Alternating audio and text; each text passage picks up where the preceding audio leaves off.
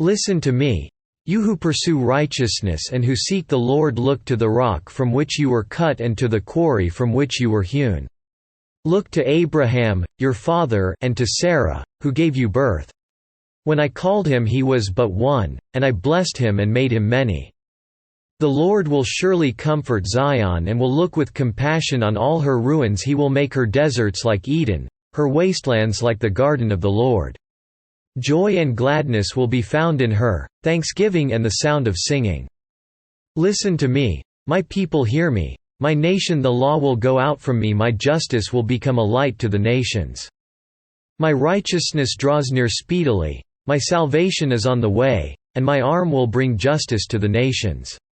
The islands will look to me and wait in hope for my arm.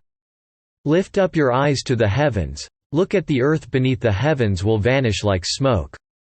The earth will wear out like a garment and its inhabitants die like flies. But my salvation will last forever, my righteousness will never fail.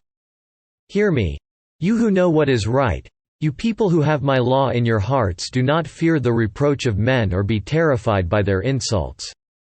For the moth will eat them up like a garment, the worm will devour them like wool. But my righteousness will last forever, my salvation through all generations.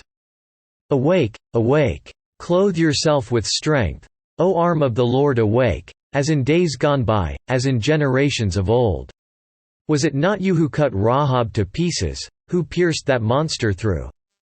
Was it not you who dried up the sea, the waters of the great deep, who made a road in the depths of the sea so that the redeemed might cross over? The ransomed of the Lord will return. They will enter Zion with singing. Everlasting joy will crown their heads. Gladness and joy will overtake them, and sorrow and sighing will flee away. I, even I, am he who comforts you. Who are you that you fear mortal men, the sons of men, who are but grass? That you forget the Lord your Maker, who stretched out the heavens and laid the foundations of the earth, that you live in constant terror every day because of the wrath of the oppressor. Who is bent on destruction? For where is the wrath of the oppressor? The cowering prisoners will soon be set free. They will not die in their dungeon, nor will they lack bread. For I am the Lord your God, who churns up the sea so that its waves roar. The Lord Almighty is his name. I have put my words in your mouth and covered you with the shadow of my hand. I who set the heavens in place, who laid the foundations of the earth, and who say to Zion, you are my people.